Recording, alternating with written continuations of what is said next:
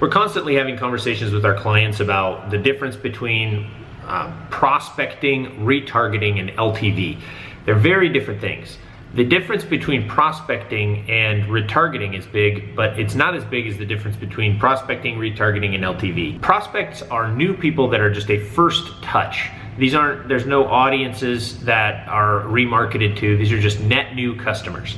Retargeting, the way we define retargeting, is people that have still not purchased but have seen ads in the past. So somebody who's aware of the brand, perhaps is in some sort of customer journey pre-purchase, but we've touched them multiple times. The third thing is LTV, and those are people that have purchased. So many times when we're doing audits, we see ad agencies fluffing their numbers by adding in a little bit of LTV to an audience and a campaign, get that ROAS up, and trick clients into thinking that their ROAS is better than it is, when it's really just LTV. If you're excluding purchasers past 30 days from a campaign, guess what? That's LTV, man. That's not prospecting. That's not retargeting. That's LTV.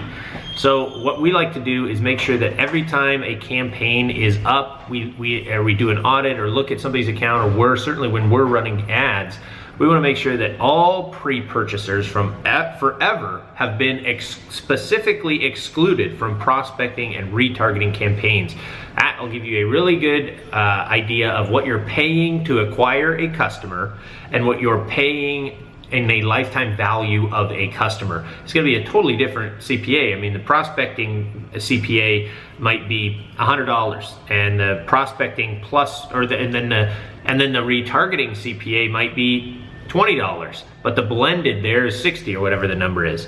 But the LTV might be $5 because those people are well aware of the brand. They know that they like it or they don't like it. So there's a big difference in the way you look at the numbers. Some companies just look at everything, the total spend and the ROAS, which is another good way to do it. But you can't sit there as a brand marketing manager, a CMO, and look at the marketing of what it takes you to acquire a customer if you have everything blended. So the way we like to do it is put prospecting and retargeting together and call that new customer acquisition, and then LTV always separated out in campaigns. And anytime every single purchaser isn't excluded, it's LTV no matter what. Something to look out for in your campaigns. Do a little audit of your own.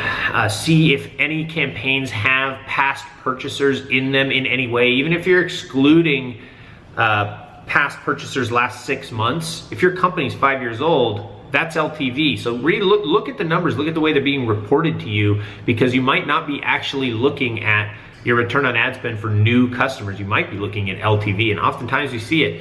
So make sure you get to the bottom of what you're paying for and what your costs are, because there's a lot of ways to hide the real numbers as an agency. We don't do that. So if you want the real numbers, you know who to call. My name is Bobby Dietz. Thanks for watching this video, and we'll see you in the next one.